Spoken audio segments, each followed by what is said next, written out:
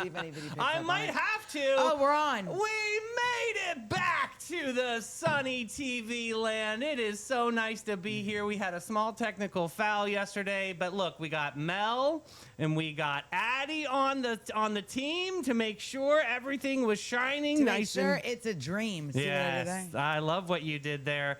Top of the morning, you sensational sunnies, and welcome to the brightest corner of the Sunnyverse. It's Thirsty Thursday, and I'm already sipping on my spice and tea because this show needs to be properly steeped Which before one is it? we get started. Today is a good day for rosé. Oh, It that's is a cute. white tea. I Let love me this smell. one. It's very delicious in my Sunny TV mug, which you can get at our Sunny TV merch store at your earliest convenience. Ding. Ding-a-ling-ding. My mom has one. That's right. Does she have what color? The green one or the blue Mom, one? which color sunny mug did I get you? Did I get you green? I think she may have had the. I love the navy one because I think it pops the most. feel like I got her the the green green. is super cute. I know Patty has the green or the yellow one, She'll but yeah. answer in a minute. Well, this show has more layers and good loose leaf blends and sunnies. Every single one of them is worth steeping in. So settle in, pour yourself something fabulous today. And if you're not already sipping on the spice and tea, we need to have a little chat later after the show. But as we get into all this and unpack that with the TLDR, whatever the hell the kids say these days, we're going to turn it over to the queen of the sunny snack scene. Mel, what are we going to be munching on today? I was having more of the cinnamon raisin sourdough loaf that Jordan made for me. Yes, from Sourdough Baby. Really we good. love, love, love. Remember she made us the giant The cinnamon buns. cinnamon bun cake for our 1 year So anniversary. good. That was so delicious. I gotta tell you, Yes. and a big shout out to her cookies too. I know I must have said that the other day, but you did. They're they good. had the sea salt on the top. Oh, that It's sounds the awesome. chunky salt that I like. See, I on like the that top. too. Don't give me the little salt. No, I want the yeah. I'm not salty enough. I could use more salt. That is So the truth. David is on his third sip and already infused with energy, and honestly, same, because today we have an author in the house. Gaston King is joining us to talk about his brand new sequel. And I promise you, this conversation about animals, connection, and storytelling is going to steep in your soul long after the show ends. You don't want to miss it. He's pretty freaking funny. He is amazing. He's You guys are going to awesome, love yeah. this. He loves animals, and he used to work at the Capybara Cafe, so we love a king from the cafe. That's amazing. Yes. And, of course, I've got a Sunshine Shenanigans story. This one comes from actually the sheriff's office in Flagler County. Cannot wait to get into this one, but you're going to love it. Oh, I love it. I follow the Flagler County Sheriff's Office page. So then you may know this story, but the way they wrote it, I have to do it on Shenanigans It's so, today. but whoever does their social media for the Flagler's Chef's office, kiss. Yeah. they are so funny. They are awesome. Like, I'm paying attention just because Yeah, I like know, them. and I know not to mess up down there. No, don't. But DJ Snack Pack is loaded today. 3 songs with origin stories wilder than you think. Okay. One written in 4 minutes on a London floor. One born from pure homesickness. And one that exists because of a movie that had absolutely nothing to do with movie. And movies of yesteryear, speaking of movie, we've got 2 movies we're going to talk. One road trip that rewrote Hollywood forever, and one horror legend that almost got thrown in the trash before it became iconic. Mom, the guest today is Gaston King. She asked if we could repeat the name. Oh, yeah, Gaston King. I like to put a spin on it. I know, that's lovely. Details by Dean has given us birthdays, Buddha, and the Great Emu War, Oh. and a 33-year-old deadline who accidentally changed the entire world. Oh, you said the B word. Buddha. Yeah, who has butter? Barbara Jean's cat That's named right. Butter. Good morning, Barbara Jean and Butter. I hope you guys are having a beautiful What a morning. baby. But this show is packed with all the love and heart that we've got up our sleeves and everywhere else in between, because this show is fierce. It's fresh. It's Sunny TV. And now a quick word from our title sponsors, the Bailey Group and Steve Chapman's All American Air. Be ready for anything with the Bailey Group, an NFP company. Life is full of unexpected moments. Whether it's securing your family's future, protecting your business, or planning for individual wealth, the Bailey Group is here to guide you every single step of the way. Since 1954, the Bailey Group has been a trusted cornerstone of the St. Augustine community. Under the leadership of President Mark Bailey, they've grown from a local agency into a nationally recognized firm, offering tailored solutions for individuals, families, and businesses, with a focus on individual health and life insurance, Medicare solutions, group insurance, and property and casualty commercial coverage.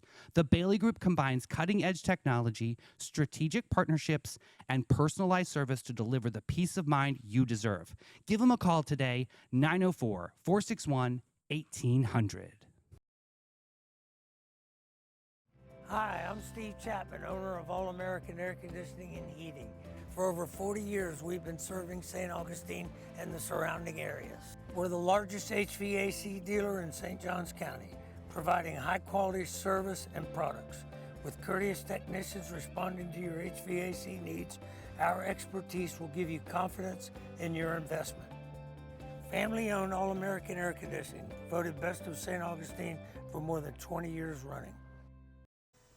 All right, what is going on with this weather report? Okay, friends, today's weather. Mel, David, ew, I don't know if you guys are aware of That this. is so dirty. David loves a fart joke, and he likes to make fart noises. Oh my, Melanie. He thinks it's hilarious. What's this weather? Oh. Oh my God, the weather, you guys. It's going to be 89, but it's going to feel like 100. Humidity is going to be really high. Winds are coming in southeast at 10 miles per hour. Wind gusts are 23. There may be a little thunder, a little rain around 3 p.m. It's going to drop down to about 74 tonight. This one with the... You guys have no idea. I'm crying of laughter When right we're now. like loading the show in the mornings, he sits over at the main desk and he goes... It massages my gums. No, he makes fart noise. It's relaxing. God, stop it. Nicole said we need a farter button. Oh, we do. I wish I could do it. Remember the whoopee cushions back in the day? Oh my God, So yes. funny. Details by Dean, guys. Here we go. DetailsByDean.com. So it's National Corn on the Cob Day, and I need everyone to take a silence. Corn. I love corn on the cob. It's corn. Remember that I kid? love it. Oh my gosh. What makes corn on the cob day genuinely fascinating? Because I know you all are waiting with bated breath. Why it fascinates me to eat it, but I'm not gonna say that on air. Well, you can eat it like a typewriter. Ching, ching, ching, ching, ching. Well, yeah, that was Jekyll and Hyde, the like crows. But no, that's not why it fascinates me. Oh, okay. Corn on the cob is basically the farm-to-table original, the OG. Every other grain gets produced, ground, or cooked in ways that separate it completely from its original form. Yay, corn! And it's also German chocolate cake day. Now we're speaking my language. My mom makes an amazing German chocolate cake. I love a German chocolate cake. Explain what a German chocolate cake is. German chocolate cake is good. Period. End of sentence. So it's basically like chocolate cake, and then the top has like coconut and it's like got that jelly consistency. Gelatin? No. Oh. So explain what it is. You're why not it's winning today special. with the I'm cognition. However, Ashim has some facts here that she sent in. The cake Thank is God for named after Ashim. a man named Samuel German, a baker who developed a sweet baking chocolate for Baker's Chocolate Company back in 1852. A Texas homemaker used his chocolate recipe. It's coconut and pecans. In 1957, it got published in a Dallas newspaper, and the rest is coconut pecan frosted history.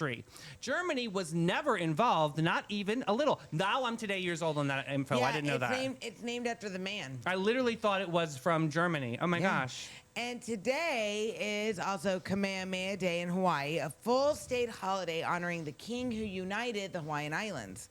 If you've ever been to Hawaii, we did. We went to Waikiki and felt that energy. It's a sense of something ancient and powerful, a day that honors the man behind it. Now, the king unified all Hawaiian islands by 1810, something no ruler has ever accomplished before him. He did it through military strategy, diplomacy, and by being one of the first Hawaiian leaders to use Western weapons and advisors while still protecting Hawaiian culture and traditions. Wow. Mela Kamiki Mahu, buddy. No, like that's Merry Christmas. That's all I know. And let's do birthdays. One of my favorites, Gene Wilder. Happy birthday to you. The only man to play Willy Wonka. The only man that should play Willy Wonka. Oh my God, he was amazing in Willy I love Wonka. Gene He Wilder. gave me the creeps for years. I loved him in this. Gene Yes. Wilder had one very specific condition before agreeing to play Willy Wonka. Did you know this? He told the director he would only do the film if Wonka walked with a limp for the first part of the movie and then suddenly stopped. It gets better. His reasoning was genius. He wanted the audience to never be sure when Wonka was telling the truth. The limp was a character choice, but entirely on psychological uncertainty that he was thought about in every single role. I love that little detail. I love that too. Wow. And also, happy birthday to Joe Montana. 4 Super Bowl rings, arguably the coolest quarterback who ever lived, and the man who never looked panicked ever. No, his composure was legendary. Yeah, absolutely. Joe Cool They was literally, his yeah, nickname. called him Joe Cool, right? That was right. Yeah. And in 1776, the Centennial Congress formed the committee that would draft the Declaration of Independence. Jefferson, Adams, Franklin, in a room together, would write something that would change the entire world. Yeah, what's remarkable about finding 3 men alone in a bedroom is very interesting. It was an office, David. Yeah, oh, excuse me. Franklin was 70 years old. Obviously, nothing was going on. The oldest delegate, a diplomat, and a scientist. It's Pride Month. I can be who I am. Who already lived an extraordinary life. Adams was fiery. That's my dude right there. Opinionated and desperately wanted to write it himself. That is my dude right there. And then Jefferson was 33 years old. He sounds cute. 33. The document that became the foundation of American democracy was written by a 33-year-old. God bless you, sir. God And bless did you know in 1982, E.T., the extraterrestrial movie, premiered? And a generation of children were never the same. I cried. My mom cried. The dog probably cried. And it helped make Reese's Pieces That's right. stock go way up in the sky. Wasn't it supposed to be Skittles at first? Yes. And then they did a movie with, I think it was called Mac and Me, and so that was like Yeah. their exclusivity for that Remember one. E.T. I had his remember little this finger? kind of like a back and forth thing, but E.T. was like one of the highest grossing films of all time Yeah. before Jurassic Park dethroned them years later. I know I grew up with E.T. I saw it 8 times in the movie theater. I mean, that was back in the day when the movie theater was movieing, Remember when right? it was that phone home? Right. That was the thing, right? E.T. phone home. Yeah. Remember he sees him in the closet? Ah, and they put the Drew wig on him? Barrymore, Drew Barrymore, Oh, I Drew love it. Barrymore. And it's also, wait, what is this Yeah, one? go find something. Push. Florida history moment. And on this day in 1964, St. Augustine was at the center of the national civil rights movement.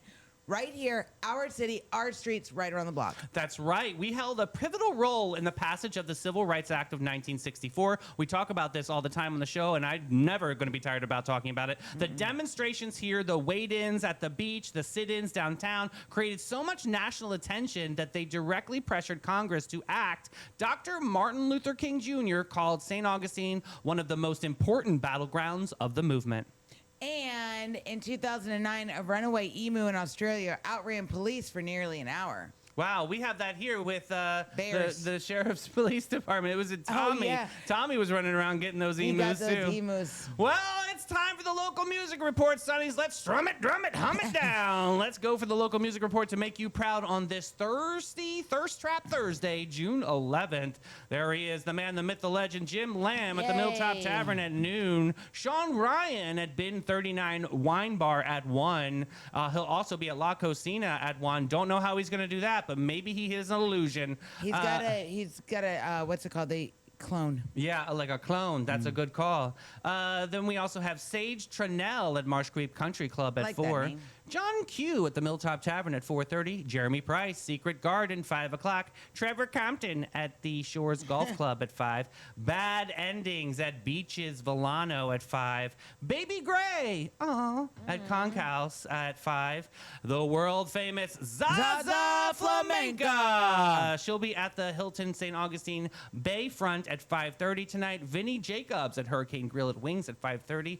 Palmetto Pickers at the Plaza at 6 o'clock tonight. Make sure you check the social medias, rain or shine. They do cancel if it's raining. Shyla Macaluso, 17 King. If they cancel, go see her right across the courtyard at 6 o'clock. Colin Costco, he doesn't shop there. He plays the Pesca, 6 o'clock p.m. Brett Blackshear at Harry's Seafood Bar and Grill at 6. Jolie at Michael's. We love her so much at 6 cutie. o'clock tonight. Joshua Tennessee Worthy at the Oak at 7. Aaron DeChico, cheek to cheek, at Cortese's Bistro at 7 o'clock tonight. Verse Victile at Tradewinds Lounge at 9 o'clock. And finishing out tonight, they don't care about the noise ordinance. They're playing at 10 p.m. At the bar with no name. That's Cholula. We got some great expectations. People are looking for a company. I want people to have great expectations. We are a small family-owned brokerage. What that means is you get really personalized service and everything is very hands-on. You're not just getting tossed onto the MLS and crossing our fingers. We're very aggressive with our marketing. We're excellent with communication. We have a lot of amazing relationships in the community, so you're getting the advantages of all of those things.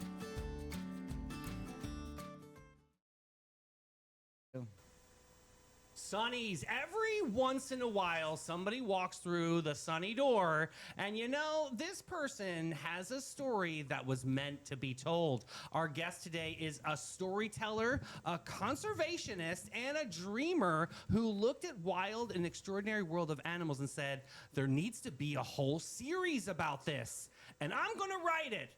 On his debut novel, he launched the Connection series, born not just from imagination, but from a real bond with a real animal that changed the way he saw everything. And now, Sonnies, the sequel is here. You are going to dive into the wonderful world of our friend, Gaston King. Welcome to the show, buddy. Hi, Davey. It's so good. I mean, we have had these chats over the years, and I'm so excited for you to meet our Sonnies today and dive into the wonderful world of this incredible series. How did you want to become an author in the first place? Oh gosh, that's such a loaded question. Already, right off the bat, right? It started definitely at a young age. I've always been interested in creative storytelling. Awesome. Especially, and I first found that love in the world of theater. So, you know, getting on stage, taking a part in a character, and really just bringing that to life. That's awesome. And I've always been kind of just scribbling and writing, filling up notebooks, notepads over the years. But it really started in 6th grade. Betsy Krevling, my language arts teacher, said, here's a notebook, and said, you need to fill this. That is your assignment. I love that. That's where the storytelling began. And you took it real serious, right? Oh gosh, yeah. I think I asked, hey, can I take this home with me? And I did, and I just kept going. I think she was kind of intrigued by how quickly I became enthralled by that assignment. Yeah. Well, where did the love of animals come from? I think that started also very early on. I have an aunt, and she had maybe about 4 or 5 dogs at a time. So every time I'm like, oh, I got to go visit Aunt Madeline because I want to see those dogs. And, you know, starting to work with them, see them in action. I'm probably, 4 or 5 years old. I'm very itty bitty. And seeing them and seeing how she interacted with them and how quickly they responded to her, I was like, wow, this is amazing. I didn't know. And of course, they don't speak English. There's this universal language that can also be felt when interacting with animals. And I fell in love with that immediately. So I wanted to just, surround myself in the world of animals. Of course, it's easier said than done. Getting older, going through academics, learning what the requirements of vet schools. I was like, oh, I'm going to be a vet. I'm going to be a vet wholeheartedly. That's it. And there's so much. It's a different world. It's a different world because there's not only the good of helping animals, but also the sadness that comes with that as well. But you also found your talent, too, in the world of animals. I mean, I know you from Marine Land, right? Yes, I know you from our favorite, the Capybara Cafe. That's right. So you really do have this incredible imprint on animals and making sure that they live the best life they possibly can. So I really want to get into the conversation about Maya, right? Yes. So where is Maya? Maya's on his coffee mug. Maya's Aquatamundi. Am I saying that right? Yes, you are. Okay. Aquatamundi. Yes. Awesome. So rare that people do say that right. So Maya is a South American ringtail Aquatamundi. She was first rescued from breeder overstock back in 2019, which means there was just so many. Wait, get the pillow. Oh, you want the? Oh yeah. Put Maya out. Of course. I couldn't bring Maya with me, Taco Bell, so I Maya. decided to bring the life-size pillow of Maya. Hey, So you that's can see she has this long, beautiful ringtail, almost similar to like a ringtail lemur. She also has a little bit of a long, elongated snout with interesting pig-like nostrils as well. Oh, and like they can Mel. actually rotate those nostrils. I don't see it. Thank you. But she has also very long fingernails. They're avid climbers as well. That's one of Maya's favorite things to do in her habitat at the St. Augustine Wild Reserve. That's where I first met her when she was rescued from breeder overstock. And, she was just a kid, so she was just a few months old. And just like raccoons, they're like South American raccoons. So they're still part of that scientific family, the Procenidae family. Yeah. And they're omnivores, so they still eat, plants, fruits, and small animals.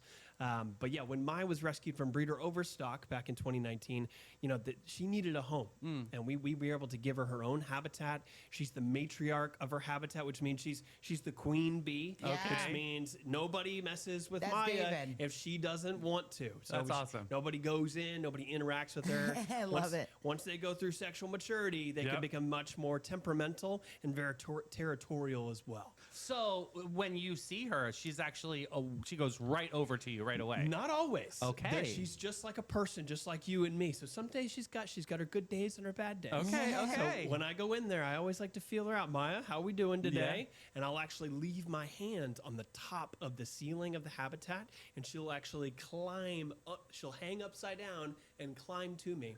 She'll plop on top of my head, then she'll plop on my shoulder, and she'll get a ton of rubs. If she wants for you to If pet her. she If not, wants- she's going to rip your face off. No, she's not. I'm going kidding. to. I'm kidding. I think, we always said this at Marineland, anything with a mouth can bite. Yeah, True true. story. Yeah, So- even humans. God bless. I mean, I've seen some in Daytona. I'm just Listen, saying. yes. Yeah. Don't forget about Flagler County, baby. God bless. That's God bless. true. So let's dive into the book then. So was the 2019? You meet this incredible Maya, and right. was she the catalyst behind writing these, or did you always think in your head, I'm going to write about Justin Steele and Coco's adventures, and how did that all come about? I think meeting Maya definitely inspired the world of coatis and coatimundis in general. It opened up all the animals at the St. Augustine Wild Reserve opened up a realm of just all different types of animals I had never seen, heard of, or worked with. Okay. So there's a variety of big cats. We have mountain lions, which are also considered like cougars. Don't pet them. We have tigers. We have lions. We have white lions as well. Beautiful. Hyenas. Okay. And there's a rescued coyote named Dark Angel. Awesome. So yes, but no, meeting Maya, working with Maya, and learning more about coati, she definitely inspired this story. I knew that I would write something sometime one day. Okay. I always wanted to, but I never really knew about the process. I had to either seek out representation or learn the entirety of it myself. So that's when I really took the reins, learned what it took to become an indie author and self-publish. And that's how we got the connection Forging Steel 2 years later. That's amazing. Yep. So let's talk about Justin Steele. Sure. The main question, because he's the protagonist in the story. He is. Are you Justin Steele? Are you writing because you had this character in mind? So there's definitely a lot of His alter ego, dude. That's what I'm thinking. Yeah. there's definitely a lot of similarities. Okay. Between me and Justin, I get that question a lot. Actually, I'm sure. Because he does have this love for his partner, his coatimundi, but he also has asthma. He does use an inhaler. There are difficult situations where he has to, kind of hold his breath, and embrace those difficult situations and actually take a quick puff in order to keep those lungs moving. Yeah. So there is an ounce of realism behind that, just because of my own personal stance. But his love for learning about animals, his love for protecting the innocent, and trying to follow in his father's footsteps as a human being, that definitely stems from me. One of the things that I love about interviewing you over the years is I didn't realize that your target audience, your demographic, is really that middle school range. Am I saying that right? Yes. Oh, Talk about. geez. I think this is really fast. Well, they don't really No, I'm have telling you, I think middle school, much that's to choose tricky. from. We're used to the Harry Potter worlds, but they Ugh. don't have. But they It's don't tricky, have. middle school. It It's is. tough. So you really decided this is an incredible idea to really kind really of charter cool. this water. What's this been like? Sure. No. So I think, and we were just talking about this earlier, Mel, with working with middle schoolers. Middle schoolers, it's a very difficult time of your life because you're trying to figure out what's cool, what's not, how can I, blend in with the crowd, but also stand out. I want to do things that I can feel myself, but also be looked at as highly respectable. Sounds like Maya. Just saying. Just saying. And, I think I definitely wanted to write something for middle schoolers because this was a book that I looked for in middle school that I didn't see at book fairs, that I didn't see, fit that demographic because it was a book that I would want to read Yeah. at that young adult age. Right. And I've received a lot of positive feedback from those. I have them in a couple of schools as well, a couple of the surrounding middle schools. Wow. And it's been, Do you feel like you had to hold yourself back in any areas on writing this because middle school is such a sensitive time to be able to talk to, this demographic? It's not easy. Well, I think there's always going to be the question of, should I filter this? Should I pull back a little bit? Maybe I shouldn't use this word over, I could potentially use a little bit more socially acceptable word. True, yeah. There are definitely, but, you think about superhero movies and what young adults and children are watching, and they're using this type of language. So it's definitely not unheard of. I think there's always that mindset when writing something. You want to cater to your audience to an extent.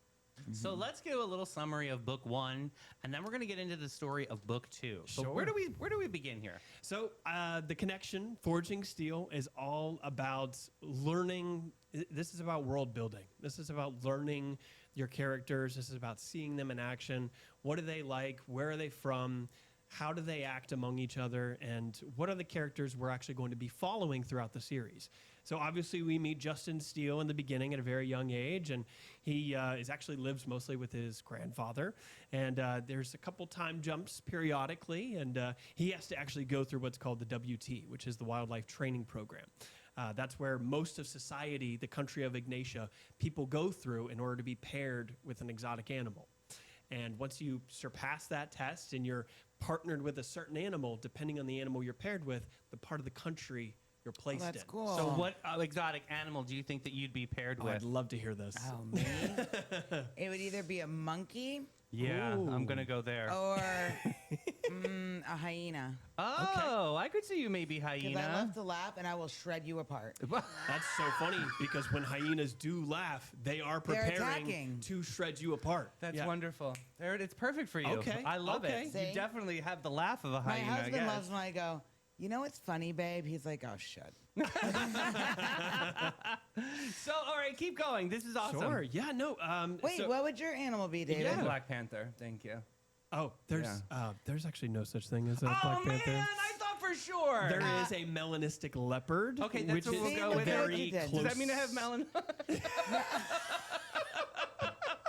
a melanistic leopard? I've never heard of that I think before. you'd be like a labradoodle. Which we Yeah, I'm definitely a Because you're like labradoodle. happy and fun all the time. That's, you know what? Let's be real. That's totally me. I am a labradoodle. That there it or is. like some species of bird. Now we're gonna go proud labradoodle. Yeah. I was gonna say if we go into the bird territory, I hate there's- birds. Yeah. The there's beak. there's four different types of the country, right? So up north you have the swimmers. Is this your land in the book? This is called Ignatia. Yeah, this is the Ignatia. country of Ignatia. Okay. So up north in the northern realm, you have basically what's called the swimmers. So you have people that are partnered with, everything from aquatics to you're going to have your marine mammals as well.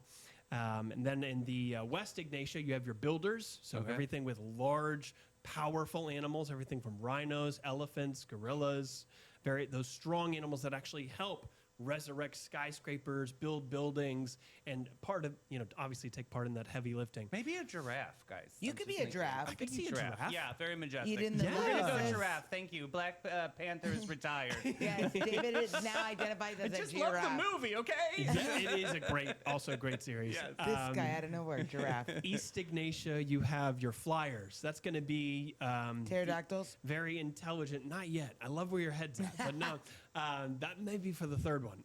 Oh, there you go. Get the yeah, royalties. we're Royalties. jumping ahead. Yeah. But no, East Ignatia definitely has people are paired with those birds, and it's funny because those are going to be the people doing the most business throughout the country. Yeah. So they're traveling, they're doing big business deals. That's going to be what their main focus What is. about down in the dirty south of Ignatia? Down What in the you south. got down there? That's so funny. That's where the majority of this book takes place. In the dirty because South. in South Ignatia, you have two parts, and it's actually called the cultivation squad. You have your farmers and you have your hunters. Okay. And you have to actually surpass, if you have what's called an omnivore, like coatimundis are, you have to actually challenge a hunter to see if you can get into the hunter's camp. Oh, wow. And you want to become a hunter because hunters have the best chance at joining the hero regime. Thunderdome. Oh, wow. The hero regime are the top protectors of the country. So that's full circle. That's basically what the first book focuses on. Justin and Coco's adventure, rising in the ranks, trying to follow in his father's footsteps, who is the top protector of the country. So it's kind of like the Hunger Game version, but animal life. Very similar. I've never seen Hunger Games. I've just heard what it's about. It's a very similar dynamic, though. I've had the comparison to Hunger Games before. Okay. So without revealing too much of book 1, we're going to move now to book 2. How does this adventure kind of morph and take place? Absolutely. So we are well established. We know who our characters are. We do actually find some ancestral powers along the way Nice. that Magic. both Justin and Coco are bestowed upon. Okay. So yeah, it's very out of left field, very So they unexpected. become X-Men now. You would hope, right? Yeah, right. But no, since they are well established, the world knows who they are. But that also makes them a target. Yeah. Oh, okay. So coming up in the ranks, learning and utilizing that newfound power, now they have to not only fend for themselves, but also learn how to continue to grow. Right. That's what they want to do. They want to join the hero regime. Hero regime is coming in just a few months. Shock and awe. Right. Just expect the unexpected. Oh my God, I feel like this needs to be a comic book too. This is incredible. I mean, I'm Get with mesmerized. Stan Lee. It's Stan Lee if you're still alive out there. Oh no. Get with this guy. He's not. So this is incredible. I mean, I love that. I mean, I have here the sequel touches on themes like grief, trust, resilience, and facing difficult forces. And I'm also always thinking about the audience because that's kind of what I do for a living in life. Is who am I talking to, and are they going to receive it? So while you're dealing with some of these big major issues, grief, trust, and I mean, I'm thinking of Tristan Bailey Strong, you know, that great foundation. So. How do you portray these heavy topics to middle schoolers and really get the message across? Do you lean on the animal kingdom for this? It's a cool book name. The animals do definitely play a part, Davey. I think everyone experiences loss in a different way. We all grieve differently. Sometimes it's aggressively lashing out. Sometimes it's retracting and isolating yourself and bottling everything up inside. And then sometimes it's taking it out on the ones we love and the ones we hold dear. I think at that age, you know, growing and finding those everyday frustrations, it is hard. But this is trying to tell you, not only are you're never alone, but you are loved. Absolutely. You are surrounded by people who care about you, whether you know it or not, whether you forget about it or not, because it is so easy to do, to get so lost in our pursuit to grow and go that we forget about the people around us, and that it is okay to lean on them in those difficult times. And I love that. I think I try to slowly shift into that because there are a variety of characters, animals, and people who both experience that throughout the story. Yeah, and the unconditional love of animals is just Be nice to absolutely animals. It's priceless. Always. Absolutely. Always. Well, that's a great point, Mel. So.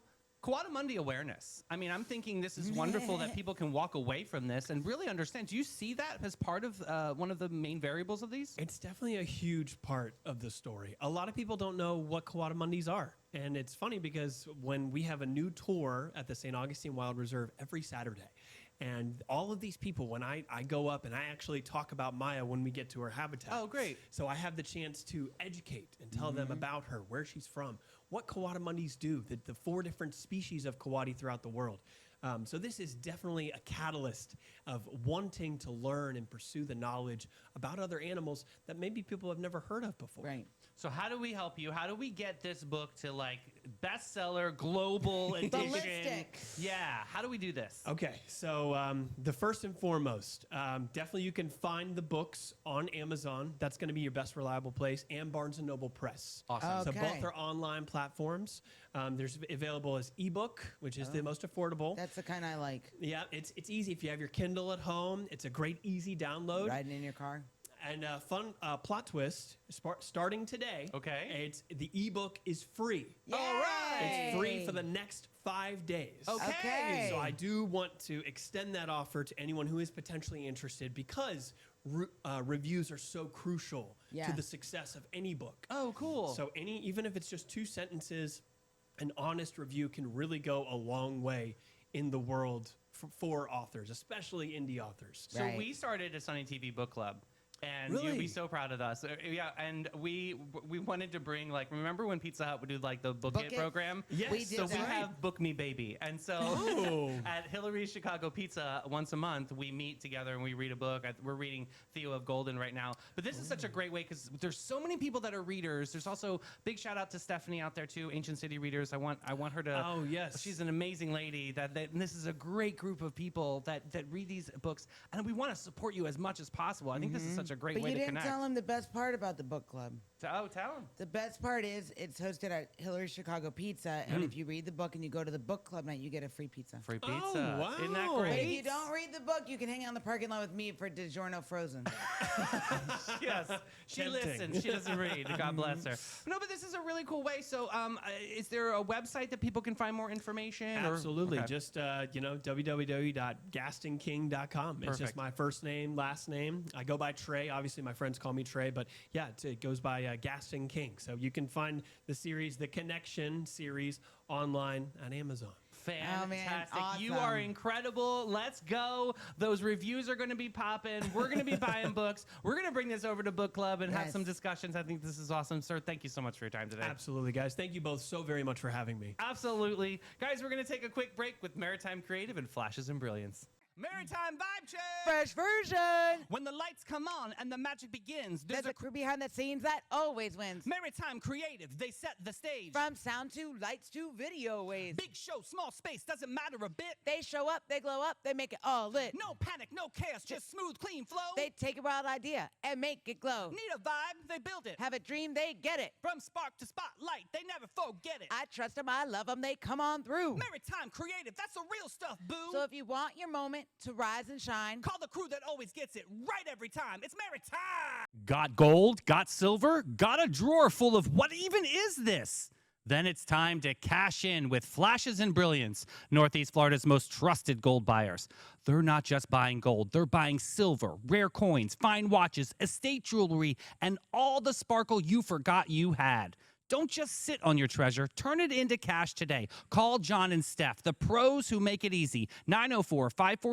904-540-7617. It's fast, it's friendly, it's Flashes and Brilliance, because your buried treasure belongs in your bank account. Not a single check. Nobody ever checks on me Oh, on you're anything so around full of here. crap. Unbelievable. Well, here we go. Let me just put the rest of the show on my back and carry it up here. nobody ever checks on David. Unbelievable. The widow in the hood. That's all I am. Nobody likes David. All right, well, we're going to end these chats about the 250th, and don't worry, I made sure that I edited. 250 years ago, a group of people sat down and wrote one of the most audacious documents in human history.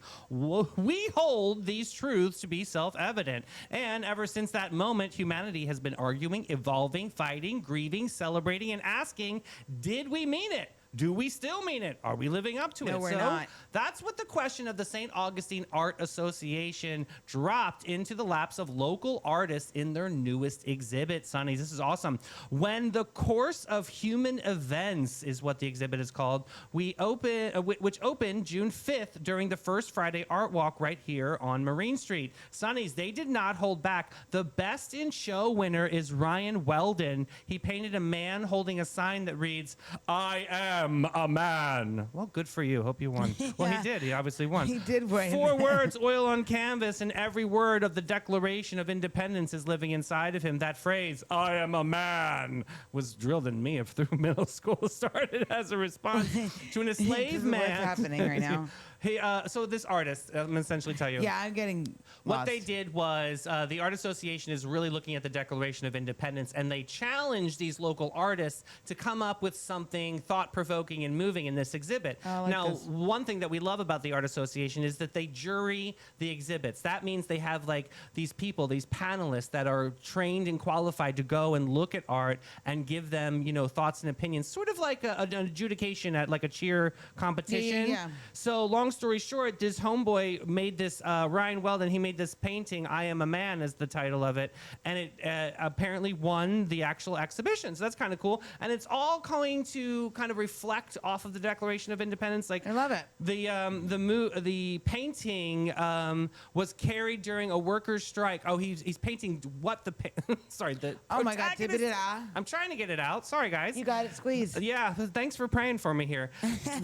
So he was carrying during a worker strike in Memphis in 1968 Oh. and is still necessary. Ryan Weldon looked at the Declaration of Independence and painted the distance between what was promised and what is still being that's really demanded. cool. It is a kind of a cool thing to see a local artist. And the exhibit is free and open right now. It's at the St. Augustine Art Association at 22 Marine Street in downtown St. Augustine. It's in person and online so through Sunday, August 2nd. So you guys, the gallery is open Tuesday through Sunday from noon to 4. No admission, no ticket. Just walk in. But if you don't like to go out and you don't want to go find parking downtown, you can look at it online. Mom, go online and look at it. So Ashim wrote in that the phrase "I am a man" became one of the most powerful protest declarations in American history during the 1968 Memphis sanitation worker strike. There we go.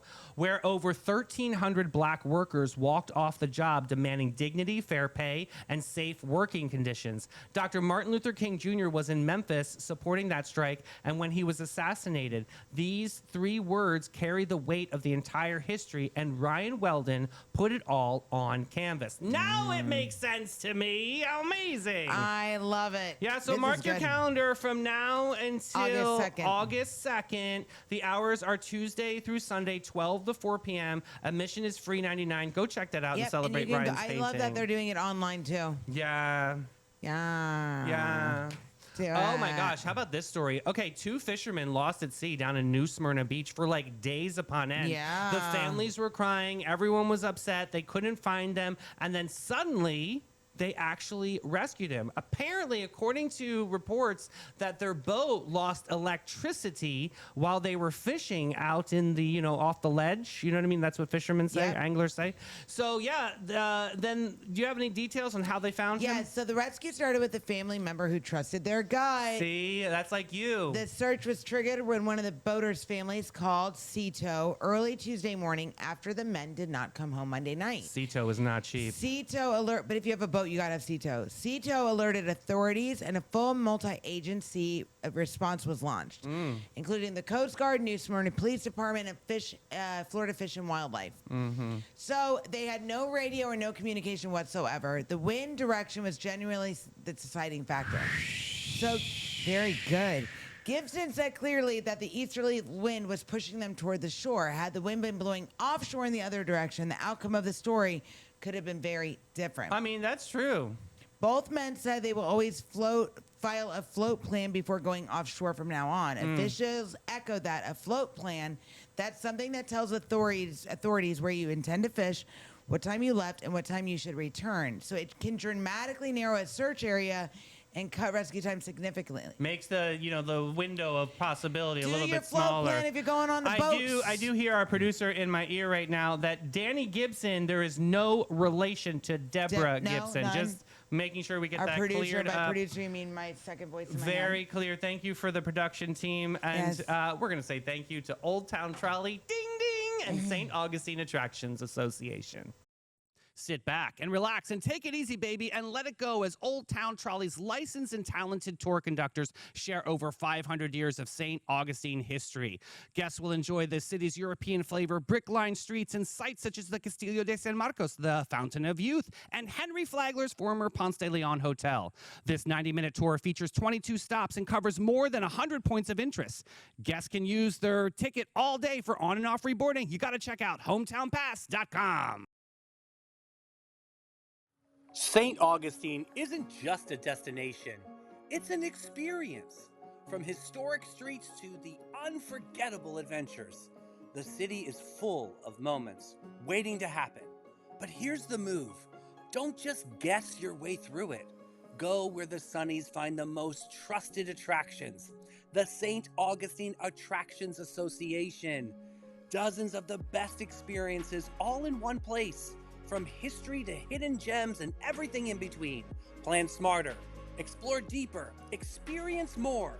Go to StAugustineflattractions.com because here you don't just visit St. Augustine, you live it.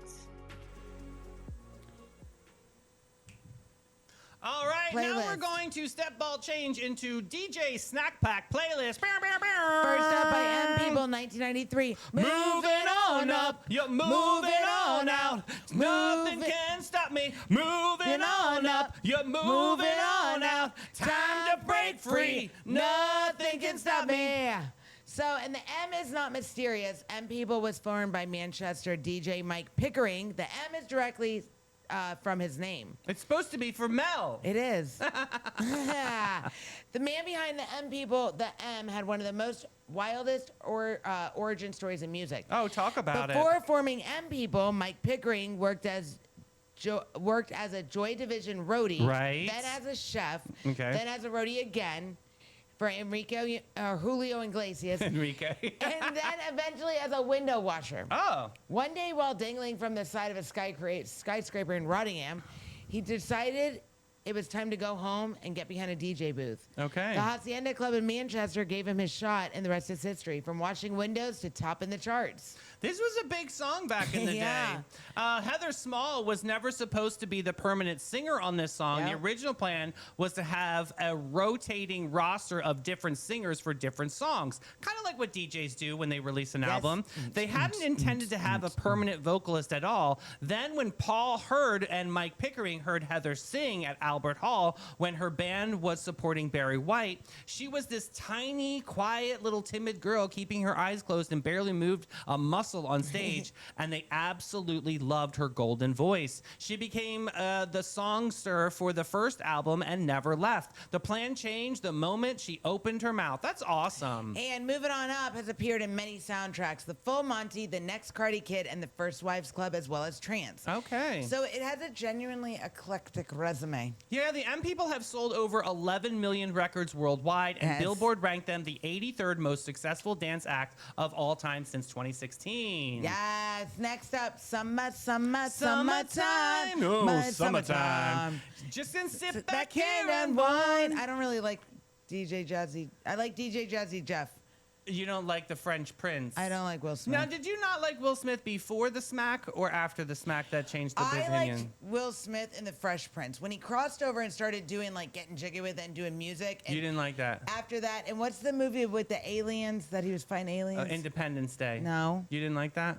No, it was him and Tommy Lee Jones. Independence Day. It was not Independence Day. Men in Black. Oh, that one? I didn't Oh, like yeah. that. From then, I haven't liked him. But Why? Was there an arrogance or something? I there's just find it something interesting. There's something about Will Smith that just bothers me. It's like he's not who he is. He's not authentic, and he's very like wishy-washy kind of. So when he got with Jada, that's when it really changed. That really for you. made me angry. Wow. So the song was born out of homesickness. I don't think anybody cares now. Will Smith had reportedly moved to Los Angeles and was feeling deeply nostalgic about summers in Philadelphia. So every word in that song is a love letter to a specific kind of summer that only people from the Northeast truly understand. Well, it won a Grammy, but the category itself was the center of a major controversy. Summertime was crowned Best Rap Performance by a duo or group but not so fast. at the 34th Grammy Awards in 1992. but not so fast because it sampled an instrumental from Summer Madness by Kool and the Gang. That was the controversy. Part of it. Oh. That started They early. said, oh, yes, it's calling it disrespect of inner city contributions to the music industry. Public Enemy had been nominated the 2 previous years and also lost. It was defending the moment in the conversation about the music industry and how much it valued hip-hop. Yes, DJ Jazzy Jeff and Will Smith were the 3rd rap group in history to go platinum. They were the 3rd rap group in recording history to receive platinum certification after Run DMC and the Beastie Boys. So Will Smith and DJ Jazzy Jeff have never officially broken up. They are still friends and have claimed that the duo would never split. They simply shifted to releasing music under Smith's solo credit once his acting career took over. The Fresh Prince became the biggest movie star on the planet. DJ Jazzy Jeff became one of the most respected DJs alive. And somewhere in Philadelphia, every summer, the groove is still playing. And here we go. This song is by the Foundations. Everybody's going to love it. Why do you build me up, buttercup, baby, just to let me down, let you down, and mess me around, and then worst of all, you never call baby when you say you will, But I love you still. I need you, I need you. more than anyone, darling. You don't know what I had from the start, so build me up. Buttercup, don't break my heart. Do do do. Ba-dum, ba-dum, ba-dum, ba. You called me at 10, you told me time and again, but you're late. Hey! All right, the band sounded like Detroit, but it was actually from London. Oh, and wow, I didn't know That was that. a whole new magic of it. The Foundations. Yeah, they burst onto the scene with a soul sound that was straight out of Motown, but they weren't. That's interesting. I really thought this was Motown. Me too. They were formed in London and consisted of members of the West Indies, Britain, and Sri Lanka. 8 people, 3 continents, 1 irresistible sound. They were the early Chungalongs. The Foundations were a multiracial group to have hit #1 in the UK in the 60s, but in 67, that's not a footnote, it's a landmark. Most people were humming along to Buttercup, have no idea they're singing a song by one of the most quietly groundbreaking bands of the era. This song was written by 2 outsiders, neither of whom was in the band. Build Me Up Buttercup was written by Mike Diabo and Manfred Mann and Tony McClaley. 2 writers handed a song to a band and created something that has outlasted almost everything since the dawn of time. I love that song. Don't Me you too. love it? Yeah, the song spent I can't believe I thought they 15 were. weeks on the chart. It's pretty decent. I thought they were Motown. I'm so confused. Me too, but I think that was awesome. Hey, did you know the song was also played at the Wisconsin Badgers football game for decades? I think that's cute. A lot of high school bands play it too on the sideline, and then you have a dance to it. I think it was also, wasn't it in something about Mary? Oh my God, yes, I love that movie. God, I love that movie. So good. Is that hair gel?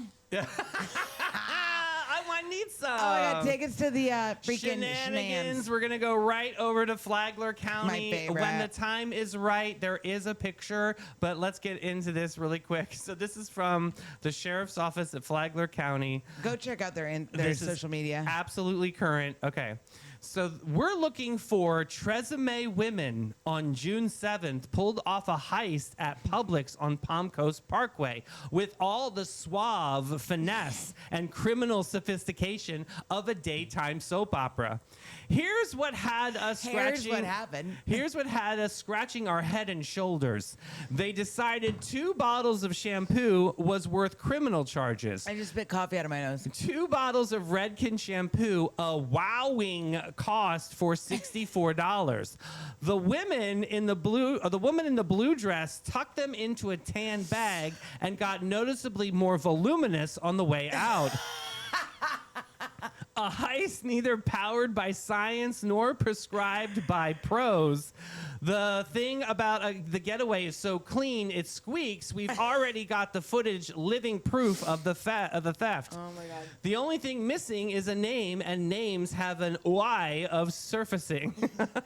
They knew you never get a second chance at the first impression, so they made sure to walk past every camera in the supermarket.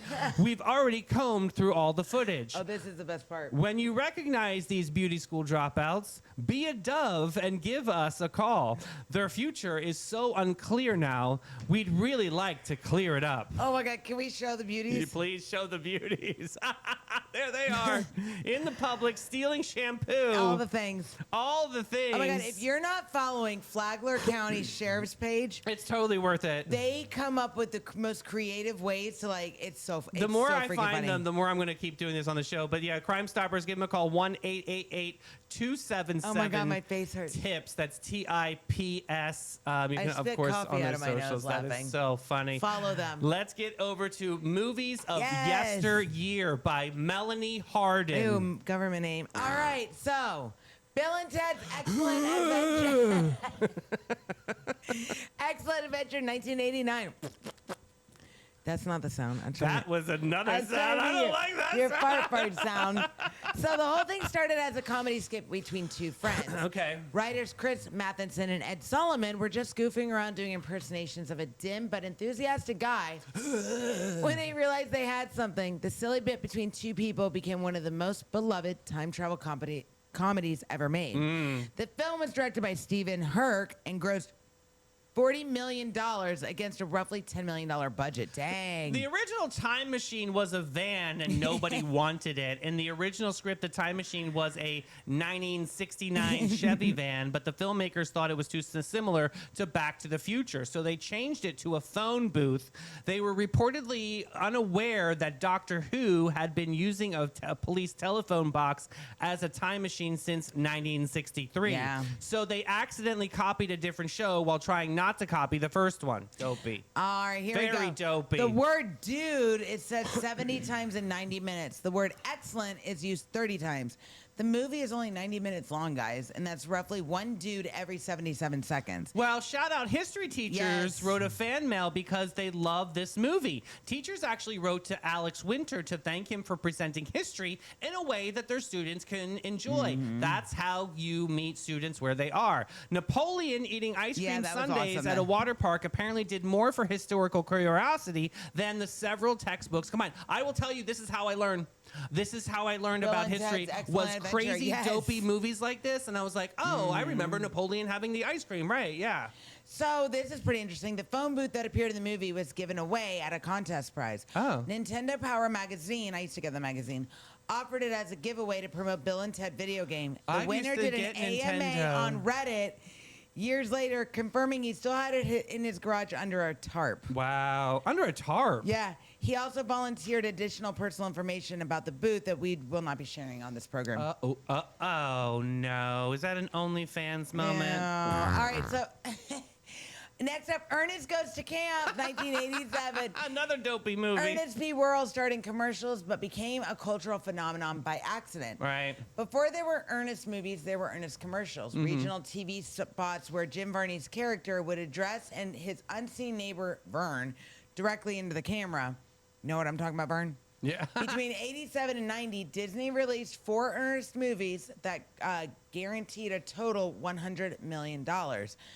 A commercial character turned into $1 million franchise, $100 million franchise. Wow. You know what I mean, Vern? You know, Jim did not want to make this movie. No, he did not. Varney was genuinely reluctant to make the film for fear of being typecast and reportedly went on a bender in the days before the production began. Despite the rocky start, he maintained a completely professional and cordial attitude on set every single day. That discipline and that fear of being typecast lived side by side in the same man for his entire career. I'm going to tell you, Yes. if he didn't take this risk, I don't think there would have been much out there for him. Yeah, but this is pretty cool.